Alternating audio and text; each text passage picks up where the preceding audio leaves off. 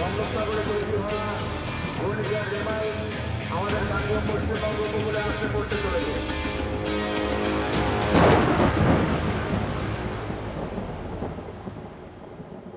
নজর রাখার চেষ্টা করবো আবারও ওয়েদার আপডেটের দিকে, কারণ ধেয়ে আসছে ঘূর্ণিঝড় রেমাল। আরও শক্তি বাড়াচ্ছে সে এবং তীব্র ঘূর্ণিঝড়ে পরিণত এই রেমাল বাংলাদেশে ল্যান্ডফল হওয়ার সম্ভাবনা যা জানা যাচ্ছে। ল্যান্ডফল হবে বাংলাদেশের মংলাতে ল্যান্ডফলের প্রবল সম্ভাবনা রয়েছে এবং আজ মাঝরাতেই কিন্তু আছড়ে পড়ার আশঙ্কা রয়েছে।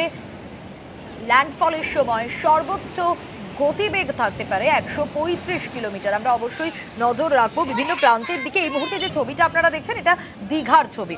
সমুদ্রে প্রবল জলোচ্ছ্বাস হবে এমনটা ইতিমধ্যেই জানানো হয়েছে এবং আপনাদের জানিয়ে রাখি যে যা জলোচ্ছ্বাস হয় তার থেকে অন্তত 1 মিটার বেশি জলোচ্ছ্বাস হওয়ার প্রবল সম্ভাবনা রয়েছে। পর্যটকদের ভিড়টাও আপনারা দেখতে পাচ্ছেন। কিন্তু এই ঘূর্ণিঝড় রেমাল সব থেকে বেশি কোথায় প্রভাব ফেলবে বারবার যা আবহাওয়াবিদরাও বলছেন, আবহাওয়া দপ্তরের তরফ থেকেও জানানো হচ্ছে উত্তর 24 পরগনা, দক্ষিণ 24 পরগনায় সব থেকে বেশি প্রভাব পড়তে পারে। ল্যান্ডফলের সময় সর্বোচ্চ গতিবেগ থাকবে 135 কিলোমিটার মতো এবং কুলতলির দিকে আমরা নজর রাখার চেষ্টা করব। একটু বিভিন্ন প্রান্তের ছবি আমরা দেখাচ্ছি। সান্নিক আমাদের প্রতিনিধি রয়েছেন আমাদের সঙ্গে।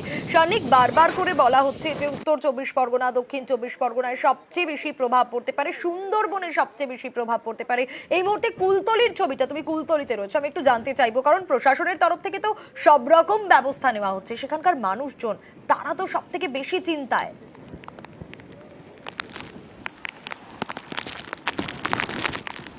দেখো, এখনো পর্যন্ত যেটা ল্যান্ডফলের কথা রয়েছে সেই ল্যান্ডফল হওয়ার কথা রয়েছে বাংলাদেশের সুন্দরবনের দিক দিয়ে, কিন্তু বাংলাদেশের সুন্দরবন লাগোয়া আমাদের ভারতের মধ্যে সুন্দরবনের যে অংশ পড়ে সেই অংশে যারা বসবাস করেন তার সংলগ্ন যে লোকালয়গুলো রয়েছে তার অবস্থাও কিন্তু যথেষ্টই খারাপ।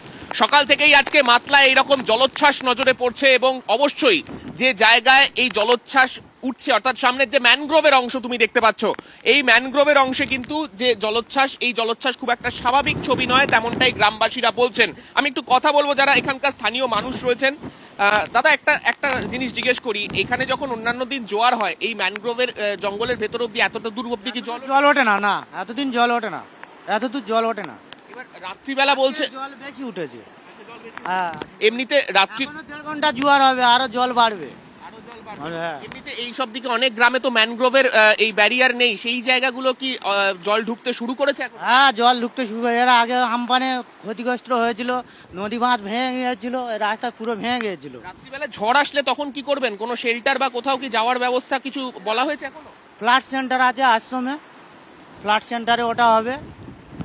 অর্থাৎ আশেপাশে প্রশাসনের তরফে যে ব্যবস্থাপনাগুলি করা হচ্ছে সেই সমস্ত জায়গাতেই সন্ধ্যের পর থেকে গ্রামবাসীদেরকে সেই দিকে চলে যাবেন, কেননা দিনের বেলা তারা তাদের যে জিনিসপত্র রয়েছে সমস্ত ব্যবস্থাপনা তারা করে রাখেন। সেই জায়গাতে দাঁড়িয়ে রাত্রিবেলা থেকে কিন্তু তারা আজকে সরতে শুরু করবেন সেই সমস্ত যে স্থায়ী যে ফ্লাড সেন্টারগুলো রয়েছে। তোমাকে দেখাবো মাতলার যে জলোচ্ছ্বাস, কার্যত সমুদ্রের মতোই কিন্তু একের পর এক ঢেউ এখানে আছড়ে পড়ছে এবং এই জায়গায় মাতলাতে যেরকম জলোচ্ছ্বাস সকাল থেকেই নজরে পড়ছে, আজকে ঝড়ের পরে কি অবস্থা হবে আশেপাশের যে গ্রামগুলি রয়েছে।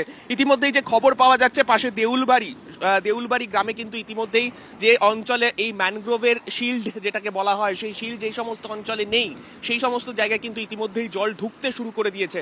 তাই আপাতত কিন্তু আতঙ্কের প্রহর গুনছেন কুলতলি সংলগ্ন যে সমস্ত এলাকা রয়েছে, একেবারে আতঙ্কের প্রহর গুনছেন সেই মানুষগুলো, কারণ যে জলোচ্ছ্বাস এত সকালে, রাতে কি হবে খুব স্বাভাবিকভাবে আশঙ্কায় তারা। আমরা একটু দীঘার দিকে এবার একটু নজর রাখবো।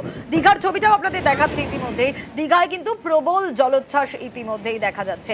ইরান আমাদের প্রতিনিধি রয়েছেন আমাদের সঙ্গে। ইরান, বারবার প্রশাসনের তরফ থেকে তো মাইকিং করা হচ্ছে, অবশ্যই সতর্কতা অবলম্বন করতে বলা হচ্ছে, পর্যটকদের নিষেধাজ্ঞাও রয়েছে, কিন্তু যে ছবিটা আমরা দেখছিলাম সকাল থেকে, এই দর্শকদেরকেও দেখাচ্ছিলাম, পর্যটকদের ভিড় কিন্তু নজরে আসছে। এটা যেরকম জানতে চাইবো, প্রশাসন কি ব্যবস্থা রাখছে সেটাও জানতে চাইবো।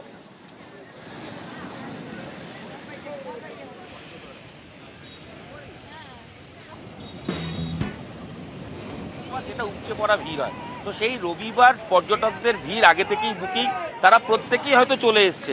কিন্তু সমুদ্রে নামার ক্ষেত্রে নিষেধাজ্ঞা রয়েছে এবং পরিষ্কার অ্যানাউন্স করে বলা দেওয়া হচ্ছে যে কোনোভাবেই হোটেল থেকে বেরোবেন না, হোটেল খালি করে দিন এবং হোটেল কর্তৃপক্ষ যেন বুকিং না নেয়। এটা প্রশাসনিক সতর্কতার ছবি এবং এনডিআরএফ টিম, আমি ছবি দেখাবো, ঠিক আমাদের পাশেই রয়েছে। আমি প্রথমে আগে জলোচ্ছ্বাসের কথা তুমি বললে, একটু জলোচ্ছ্বাসের কথা দেখাই। এই যে জায়গা যেখানে দাঁড়িয়ে রয়েছে এটা নিউ দীঘা, এখানেই মানুষ স্নানের জন্য নামেন, কিন্তু স্নানের ক্ষেত্রে নিষেধাজ্ঞা রয়েছে, জলে নামারই কোনো নিয়ম নেই, পুরোটাই নিষেধাজ্ঞা। এবং সেই কারণে এই যে সামনের জায়গাটা, সেই যে নামার যে গতিপথ, সেই গতিপথটা কিন্তু দড়ি দিয়ে বেঁধে রাখা হয়েছে। অর্থাৎ এখানে তারা প্রশাসনের পক্ষ থেকে কর্মী রয়েছেন, তারা কিন্তু সতর্ক করছেন। এবং উল্টো দিকের ছবিটা দেখাবো, যারা পর্যটক এসছেন তারা এই কোনোভাবেই এর বেশি তারা যেতে পারবেন না। কারণ অনেকেই একটু আগেও এই সমুদ্রের পাশে যেখানে বসার জায়গা অনেকেই বসেছিলেন, কিন্তু তাদেরকেও সরিয়ে দেওয়া হয়েছে এবং এই মুহূর্তে জল রাস্তায় চলে আসছে। এই মুহূর্তে জল কিন্তু রাস্তায় চলে আসছে, সেই ছবিটাও দেখছি। অর্থাৎ জলোচ্ছ্বাস যারা এসছেন তাদের সঙ্গে যদি কথা বলি, এবং দেখতে পাচ্ছ যে এখানে এই জায়গা থেকেও সরে যেতে বলা হচ্ছে। আমি আগে তাদেরকে সরিয়ে দেওয়ার ছবিটা দেখাই। এবং অবশ্যই প্রশাসনের পক্ষ থেকে মাইকে অ্যানাউন্স করা হচ্ছে, মাইকিং তো হচ্ছে, হ্যান্ড মাইকিং, পাশাপাশি এখানে যে বক্স মাইক সেখানেও কিন্তু অ্যানাউন্স করা হচ্ছে। এই মুহূর্তে যে সি বিচটাকে খালি করে দেওয়া হচ্ছে, যদিও অনেক সময় পর্যটক যারা তারা আবার চলে আসছে। যত বেলা বাড়ছে জলোচ্ছ্বাসটাও বাড়ছে, যে ছবিটা দেখা যাচ্ছে এনডিআরএফ টিম তারা কতটা প্রস্তুত? একদমই, আমি তোমাকে এনডিআরএফ টিমের কাছেই নিয়ে যাব এবং এনডিআরএফ টিমের ছবিটাই দেখাবো। এই মুহূর্তে এনডিআরএফ এর একটি টিম এখানে রয়েছে দীঘা উপকূলে, সেই উপকূলে তারা যারা রয়েছেন এনডিআরএফ টিমের যে কর্মীরা, তারা এই মুহূর্তে তারা রয়েছেন এবং তাদের যে প্রয়োজনীয় জিনিসপত্র তারা কিন্তু সেইগুলো নিয়েই রয়েছেন। এবং এনডিআরএফ এর পক্ষ থেকে যারা দায়িত্বে রয়েছেন তাদের যে দায়িত্ব পালন, এবং তারাও কিন্তু মাইকিং করছেন। এবং তাদের যদি কেউ ভুলবশত সমুদ্রে নেমে যান সেক্ষেত্রে কিন্তু তাদের জন্য যাতে সতর্কতা থাকে এবং অবশ্যই তাদের ব্যবস্থা নেওয়া থাকে। আপনার অফিসার এসছে? আচ্ছা, आप लोग का माइकिंग कर रहे हैं? हाँ, एक सेकंड सर। अच्छा, एनडीआरएफ के टीम से तरफ से आप है, थोड़ा पूछ लेंगे हम हमारे संगे एनडीआरएफ है ना, फिर भी थोड़ा आप कितने एक ही टीम है क्या? सर आ रहे हैं। ठीक है, जस्ट बोल दीजिए, एक ही टीम है क्या? एक ही टीम हाँ? अब तक कब तक रहेंगे आप लोग? अभी रहेंगे, आने दो सर को तो आने। सर आ रहे हैं आप लोगों का, तो आप सुबह से वॉचिंग कर रहे हैं, मॉनिटरिंग कर रहे हैं? सर अभी तक सब सही चल रहा है? हाँ, अभी सही है। आपके टीम में कितना मेंबर है? आने दो सर, अभी बता। मेंबर कितना है जस्ट वो बोल दीजिए। आने दो सर उनको। আচ্ছা, ওদের অফিসার এখনো আসেননি, কিন্তু এনডিআরএফ টিমের যারা দায়িত্বে রয়েছেন দেখতে পাবো হাতে দড়ি, যদি কেউ ভুলবশত নেমে পড়েন যাতে তাকে নিয়ে আসা যায়, সেটা যেমন রয়েছে। আমরা দেখছি একেবারে মনিটরিং চলছে, সকাল থেকে তারা এখন থাকবেন এবং প্রশাসনের তরফ থেকে সব ব্যবস্থা নেওয়া হচ্ছে। বেশ,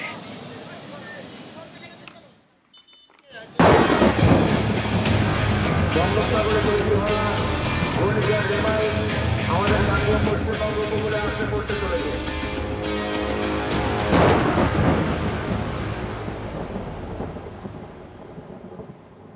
আসছে ঘূর্ণিঝড় রেমাল, ক্রমশ শক্তি বাড়াচ্ছে সে, আরো শক্তি বাড়িয়ে রেমাল তীব্র ঘূর্ণিঝড়ে পরিণত এবং বাংলাদেশেই ল্যান্ডফল হতে পারে ঘূর্ণিঝড় রেমালের। এখনো পর্যন্ত কিন্তু এই আপডেটটাই উঠে আসছে, কোথায় ল্যান্ডফল হওয়ার সম্ভাবনা আর বাংলাদেশে এই ল্যান্ডফল হওয়ার সম্ভাবনায় আমাদের রাজ্যে কতটা প্রভাব পড়বে, গোটা বিষয়টা জানার চেষ্টা করব।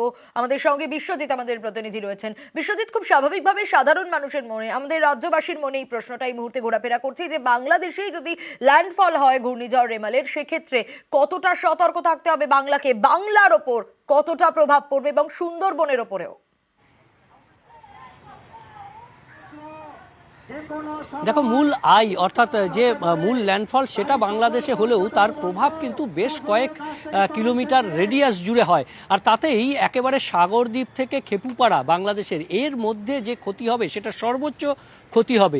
অর্থাৎ মূল যে ল্যান্ডফল সেটা বাংলাদেশের মংলা, তার দক্ষিণ পশ্চিম দিক দিয়ে স্থলভাগে প্রবেশ করবে এই ঘূর্ণিঝড়ের আই, এবং তার যে ঘূর্ণাবর্ত যে তার রেডিয়াস, সেই রেডিয়াস কিন্তু একেবারে সাগরদ্বীপ থেকে বাংলাদেশের খেপুপাড়া এই পর্যন্ত বিস্তৃত থাকবে। আর তার ফলে ক্ষতির আশঙ্কা তো থাকবেই। ক্ষতির আশঙ্কা সুন্দরবন এলাকায় সব থেকে বেশি, বাংলা এপার বাংলা ওপার বাংলা দুই বাংলারই যে সুন্দরবন এলাকা সেটা সব থেকে বেশি ক্ষতিগ্রস্ত হবে, আর আমাদের বাংলার দক্ষিণ 24 পরগনায় সব থেকে বেশি ক্ষতি হবে, তারপর উত্তর 24 পরগনা এবং তার পার্শ্ববর্তী যে পূর্ব মেদিনীপুর, কলকাতা, হাওড়া, হুগলি এবং নদিয়া, মুর্শিদাবাদেও বেশ কিছুটা প্রভাব পড়বে। এই সমস্ত জেলাতেই সব থেকে বেশি প্রভাব পড়ার সম্ভাবনা এবং সব থেকে ক্ষতি যেটা বলছিলাম যে দক্ষিণ 24 পরগনা, কারণ দক্ষিণ 24 পরগনায় একেবারে এসে আছড়ে পড়েছে বলা যায়, সেই প্রভাবটা সব থেকে বেশি এবং 100 থেকে 120 কিলোমিটার গতিবেগে দমকা ঝোড়ো হওয়া। অন্যদিকে জলোচ্ছ্বাস 1 মিটার পর্যন্ত জলোচ্ছ্বাস, তাতে নোনা জল ঢুকে পড়বে চাষের জমিতে, পুকুরে সেই নোনা জল মিষ্টি জলের সঙ্গে মিশে যাবে, তাতে জনজীবন বিপর্যস্ত হবে। অন্যদিকে ব্যাপক ঝড় অর্থাৎ ঝড়ে লণ্ডভণ্ড হয়ে যাবে, তার উপর বৃষ্টি হবে, প্রবল বৃষ্টি, কোথাও কোথাও 200 মিলিমিটারের বেশি বৃষ্টি হতে পারে উত্তর এবং দক্ষিণ 24 পরগনায়। দমকা ঝোড়ো হওয়া 100 থেকে 120 কিলোমিটার এই দুই জেলার ক্ষেত্রে হতে পারে। কাজেই বোঝা যাচ্ছে যে এই দুই জেলায় সব থেকে বেশি ক্ষতিগ্রস্ত হবে। ইতিমধ্যেই মৎস্যজীবীদের সমুদ্রে যেতে নিষেধ করা হয়েছে, পাশাপাশি যে সমস্ত ফেরিঘাট রয়েছে সেই ফেরিঘাটগুলোকেও বন্ধের নির্দেশ দেওয়া হয়েছে। পর্যটকদের জন্য নিষেধাজ্ঞা রয়েছে, পর্যটকরাও যাতে নিয়ন্ত্রিতভাবে সমুদ্রের তীরে থাকেন সেই যে নির্দেশ দেওয়া হয়েছে এবং ঘূর্ণিঝড়ের আগে পর্যটকদের যেতে নিষেধ করা হয়েছে। পাশাপাশি যে সমস্ত কাঁচা বাড়ি রয়েছে বা যে 200 মিলিমিটার পর্যন্ত বৃষ্টি হতে পারে উত্তর 24 পরগনা, দক্ষিণ 24 পরগনার ক্ষেত্রে, সেক্ষেত্রে শহর কলকাতার দিকে কলকাতাবাসীও জানতে চায় শহর কলকাতায় প্রভাব কতটা থাকবে এই রেমালের। 24, 25 এবং 26 তারিখ এই 3 দিন প্রবল একদমই দক্ষিণ 24 পরগনা, উত্তর 24 পরগনায় 200 মিলিমিটার তো হবেই, তার থেকেও বেশি হতে পারে। আর কলকাতাতে 100 মিলিমিটার থেকে 200 মিলিমিটার পর্যন্ত বৃষ্টি হওয়ার আশঙ্কা। এবং এই বৃষ্টি শুধু কলকাতা নয়, কলকাতা সহ সংলগ্ন যে এলাকা অর্থাৎ হাওড়া, হুগলি এই সমস্ত এলাকাতেও বৃষ্টি হতে পারে। 100 মিলিমিটারের বেশি বৃষ্টিপাতের সম্ভাবনা রয়েছে। কাজে কলকাতায় যেমন বৃষ্টিপাত, জলমগ্ন হওয়ার আশঙ্কা রয়েছে, তেমনি তার সঙ্গে তীব্র ঝোড়ো হাওয়া, সেটাও 80 থেকে 90 কিলোমিটার গতিবেগে। এবং আজ রাত থেকে কাল সকাল পর্যন্ত এই তাণ্ডব চলবে। আর যে রাত 9টা-10টা থেকে একদম ভোর রাত পর্যন্ত এই ঝড়ের তাণ্ডব চলতে পারে। কলকাতা শহরেও বেশ কয়েক ঘন্টা ধরে এই ঝড়ের তাণ্ডব, তার সঙ্গে বৃষ্টিপাত। আরো একটা বিষয় একটু জানতে চাইবো, তুমি যেমনটা বলছিলে শহর কলকাতার কথা, উত্তর 24 পরগনা, দক্ষিণ 24 পরগনা এত বৃষ্টির পরিমাণ, সেক্ষেত্রে দীঘা যেরকম সমুদ্র এলাকাগুলোতে সমুদ্রের প্রবল জলোচ্ছ্বাস, সেক্ষেত্রে এই ধরনের এলাকায় কতটা প্রভাব থাকবে?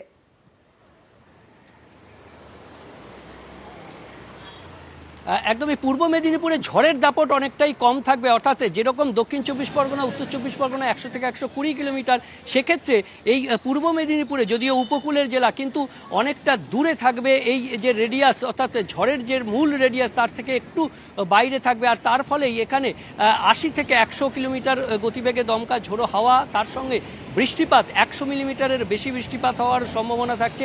এবং জলোচ্ছ্বাস, যেটা দীঘার ক্ষেত্রে সব থেকে গুরুত্বপূর্ণ, দীঘা, মন্দারমণি, বকখালি এবং সহ বিভিন্ন পর্যটক যে সমুদ্র সৈকত রয়েছে, সেখানে সমুদ্রে পর্যটকদের জন্য যে সমস্ত ওয়াটার বাউন্ড অ্যাক্টিভিটিস থাকে সেগুলো নিষেধ করা হয়েছে। পর্যটকদের সমুদ্রে নামতে নিষেধ করা হয়েছে, মৎস্যজীবীদের সমুদ্রে যেতে নিষেধ করা হয়েছে। পাশাপাশি জলোচ্ছ্বাস হবে 1 মিটার পর্যন্ত, জলোচ্ছ্বাস বাড়তি হতে পারে, অর্থাৎ জোয়ারের সময় সেই জলোচ্ছ্বাস অনেকটা বাড়তে পারে। পর্যটকদের অবশ্যই সাবধানতা অবলম্বন করতে হবে, ইতিমধ্যে প্রশাসনের তরফ থেকেও সেই সাবধানতা কথা বলা হচ্ছে। বেশ বিশ্বজিৎ, আমরা নজর রাখবো এবার অবশ্যই জেলার দিকে, কারণ রেমাল নিয়ে ওভারঅল আপডেট আপনাদের দেওয়ার চেষ্টা করলাম, কিন্তু হিঙ্গলগঞ্জের দিকে নজর রাখবো তারই পাশাপাশি দীঘার দিকেও। হিঙ্গলগঞ্জ থেকে অনুপম রয়েছেন আমাদের প্রতিনিধি, আর তার পাশাপাশি দীঘা থেকে রয়েছেন আমাদের অপর প্রতিনিধি পঙ্কজ আমাদের সঙ্গে। জেলার দিকটা একটু নজর রাখি, কারণ যেমনটা বিশ্বজিৎ আমাদের অপর প্রতিনিধি বলছিল যে উত্তর 24 পরগনা, দক্ষিণ 24 পরগনায় বৃষ্টির পরিমাণ অনেক বেশি হবে। হিঙ্গলগঞ্জের দিকে একটু নজর রাখবো, যেহেতু এটা উত্তর 24 পরগনার মধ্যে। কি পরিস্থিতি এই মুহূর্তে, কি কি সাবধানতা অবলম্বন করা হচ্ছে? সকাল থেকে কি বৃষ্টির দেখা মিলেছে অনুপম?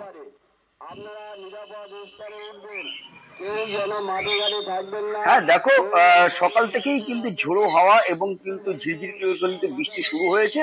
এবং এই যে ঝোড়ো হাওয়া শুরু হয়েছে সেই কারণে কিন্তু হিঙ্গলগঞ্জ, সুন্দরবন এলাকা এবং সন্দেশখালীর যেসব এলাকার যেসব নদীগুলো রয়েছে সেসব নদীগুলো কিন্তু উত্তাল হয়ে গেছে। এবং এই যে এখানে কিন্তু রীতিমতো সকাল থেকেই কিন্তু মাইকিং প্রচার চলছে এবং নদীর পার্শ্ববর্তী এলাকায় যেসব বসতি রয়েছে, যেসব মানুষ বাস করে তাদেরকে কিন্তু সরিয়ে নিয়ে যাওয়া হয়েছে এবং যেসব ফ্লাড সেন্টার বিভিন্ন স্কুলে কিন্তু তাদেরকে তোলা হয়েছে এবং পর্যাপ্ত পরিমাণে কিন্তু ত্রাণের ব্যবস্থা করা হয়েছে এবং নদীতে যারা মাছ ধরতে গিয়েছিল বা সমুদ্রে যারা মাছ ধরতে গিয়েছিল তাদেরকে ইতিমধ্যেই ফিরিয়ে আনা হয়েছে এবং যারা যেসব মৎস্যজীবী যারা আছে তাদেরকে মাছ ধরতে যাওয়াও কিন্তু একদম নিষেধ করে দেওয়া হয়েছে। এবং যেমন বিশ্বজিৎ যেমন বলছিল যে এই যে নদী, এই যে রেমালের যে তীব্রতা, তাতে কিন্তু এই সুন্দরবন, হিঙ্গলগঞ্জ এবং সন্দেশখালী এলাকার কিন্তু প্রচুর নদীবাঁধের কিন্তু ক্ষতি হতে পারে এবং সেই নদীবাঁধের ক্ষতি হলে কিন্তু নোনা জল ঢুকে যাবে, মাছের ভেড়িতে ঢুকে যাবে, চাষের জমিতে ঢুকে যাবে। তার ফলে কিন্তু যেমন একদিকে কিন্তু মাসের পর মাস কিন্তু চাষের ক্ষতি হবে এবং মৎস্যজীবীদেরও কিন্তু প্রচুর ক্ষতি হবে, সেই ক্ষতির আশঙ্কাও কিন্তু করা হচ্ছে প্রচুর। এবং যদিও এখানে কিন্তু ডিজাস্টার ম্যানেজমেন্ট নামানো হয়েছে, কোন রকম আশঙ্কা তেমন কিছু একেবারে হলেই বিপর্যয় মোকাবিলার দল এলাকার রয়েছে অবশ্যই সেখানে, কারণ সাধারণ মানুষ তাদেরকেও বারবার সতর্ক করা হচ্ছে। হিঙ্গলগঞ্জের পাশাপাশি এবার আমরা নজর রাখার চেষ্টা করবো একটু দীঘার দিকে, কারণ দীঘায় যেমনটা বিশ্বজিৎ বলছিল যে এতটা প্রভাব না পড়লেও কিন্তু সতর্কতা রয়েছে, জলোচ্ছ্বাস রয়েছে, পর্যটকদের জন্যও নিষেধাজ্ঞা রয়েছে। সেই জায়গাটা একটু নজর রাখি। পঙ্কজ রয়েছেন আমাদের সঙ্গে। পঙ্কজ,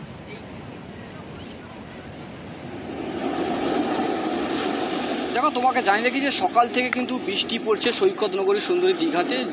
দীঘা নয়, পূর্ব মেদিনীপুর জেলা জুড়ে কিন্তু সকাল থেকে বৃষ্টি হচ্ছে দফায় দফায়। এক্ষেত্রে যে সৈকত নগরী সুন্দরী দীঘা, তাই কিন্তু উত্তাল রয়েছে সমুদ্র, যেখানে রেমালের প্রভাব এদিকে কিছুটা কম হলেও কিন্তু তার প্রভাবে বৃষ্টি এবং যে ঝড়ো হওয়া কম হবে, উত্তাল থাকবে সমুদ্র। যেহেতু সমুদ্র সৈকত নগরী সুন্দরী, সেখানে সমুদ্র নগর যেখানে তাজপুর, মন্দারমণি, শঙ্করপুর জুড়ে কিন্তু উত্তাল রবে সমুদ্র। সেক্ষেত্রে পর্যটকদেরকে কিন্তু বিশেষ করে সতর্ক জারি রেখেছেন প্রশাসনের পক্ষ থেকে, জেলা পুলিশ প্রশাসন এবং দীঘা থানা পক্ষ থেকে বিশেষ করে সকাল থেকে মাইকিং করছে দফায় দফায়। এবং পর্যটকদের জন্য তো অনেক নিষেধাজ্ঞা রয়েছে, কিন্তু তোমার পিছনে দেখতে পাচ্ছি যে অনেক পর্যটকরা ইতিমধ্যে এসেছেন সমুদ্রের এই জলোচ্ছ্বাস দেখার জন্য, যদি তাদের সঙ্গে একটু কথা বলা যায়। দেখো, সমুদ্রে যেখানে জলোচ্ছ্বাস হবে রেমালের প্রভাবে, সেক্ষেত্রে পর্যটকরা কিন্তু উৎসুক, যেখানে এই পর্যটকের জলোচ্ছ্বাস দেখার জন্য পর্যটকরা এসেছে। আমি দেখানোর চেষ্টা করব এবং কাছে যে আমাদের কাছে পর্যটকরা আছে তার কাছে একবার জিজ্ঞেস করতে চাইবো যে দাদা কোথা থেকে এসছেন? আমরা শিলিগুড়ি থেকে আসছি। শিলিগুড়ি থেকে এসছেন? শিলিগুড়ি থেকে আসছি। এই যে সৈকত দীঘাতে যে রেমালের প্রভাব, জলোচ্ছ্বাস দেখছেন, কেমন লাগছে? ভালোই লাগতেছে। কোনো আতঙ্ক মনে হচ্ছে? কোনো আতঙ্ক তো হচ্ছে না। প্রশাসনের পক্ষ থেকে কি বাধা দিয়েছে? হ্যাঁ, বাধা তো দিচ্ছে। স্নান করতে পারছে না? ওইটা একটু ভালো লাগে না, স্নান করলে একটু ভালো লাগে। শিলিগুড়ি থেকে আসছি, দীঘা দেখতে আসছি আমরা। দেখো, তোমাকে জানি রাখি যে শিলিগুড়ি থেকে এসছে দীঘাতে পর্যটকরা, তারা স্নান করার জন্য কিন্তু উৎসুক ছিল, কিন্তু যে প্রশাসনের পক্ষ থেকে কিন্তু তারা নিষেধাজ্ঞা জারি থাকার কারণে স্নানে নামতে পারছে না। সেক্ষেত্রে আরও তোমাকে জানি রাখি, যেখানে দীঘা সৈকত নগরী সুন্দরী দীঘাতে কিন্তু যে পর্যটক তারা উৎসুক রয়েছে জলোচ্ছ্বাস দেখার জন্য। গাঢ়লে বসে, কেউ বা গাঢ়লে দাঁড়িয়ে কিন্তু পর্যটকরা কিন্তু জলোচ্ছ্বাস দেখছে এবং উপভোগ করছে। সেক্ষেত্রে ইতিমধ্যে কিন্তু একটি এনডিআরএফের টিম কিন্তু এসছে যে সৈকত নগরী দীঘাতে, এবং দফায় দফায় পুলিশ প্রশাসন, জেলা প্রশাসন এবং দীঘা থানা, প্রশাসনের তরফ থেকে সব রকম ব্যবস্থা নেওয়া হচ্ছে। কিন্তু প্রতিনিধিদের কথা তো শুনলাম, বিভিন্ন প্রান্তের ছবি আপনারা দেখলেন, কিন্তু সব থেকে ইম্পর্টেন্ট যেটা আবহাওয়া দপ্তর, তারা কি বলছেন শুনুন।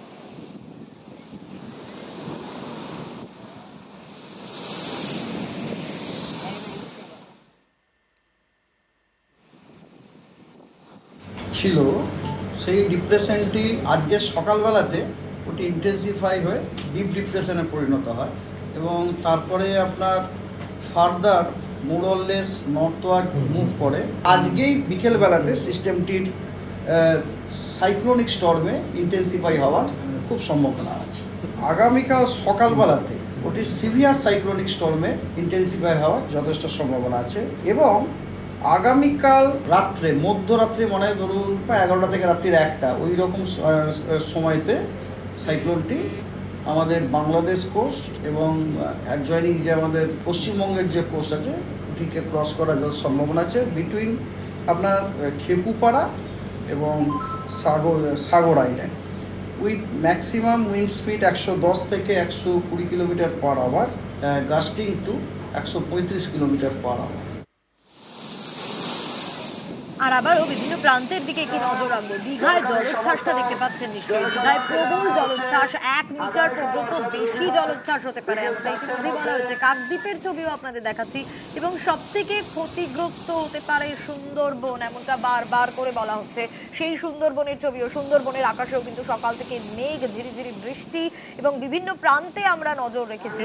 প্রত্যেকটা আপডেট আপনাদের সামনে তুলে ধরছি এবং আজ মধ্যরাতে আছড়ে পড়ার আশঙ্কা রয়েছে এই ঘূর্ণিঝড় রেমালের। বিভিন্ন প্রান্তের ছবি আপনারা দেখছেন। আজ সকাল থেকেই দীঘায় জলোচ্ছ্বাস, কাকদ্বীপের ছবি দেখছেন যেখানে মেঘলা আকাশ, ঝিরিঝিরি বৃষ্টি। অন্যদিকে সুন্দরবন, সেখানেও কিন্তু মাইকিং করা হচ্ছে প্রশাসনের তরফ থেকে। প্রত্যেকটা জায়গায় সতর্ক থাকতে বলা হচ্ছে এলাকাবাসীকে এবং প্রশাসনের তরফ থেকে সব ব্যবস্থা নেওয়া হচ্ছে। বঙ্গোপসাগরে তৈরি হওয়া ঘূর্ণিঝড় রেমাল আমাদের গাঙ্গেয় পশ্চিমবঙ্গ উপকূলে আসতে পড়তে চলেছে।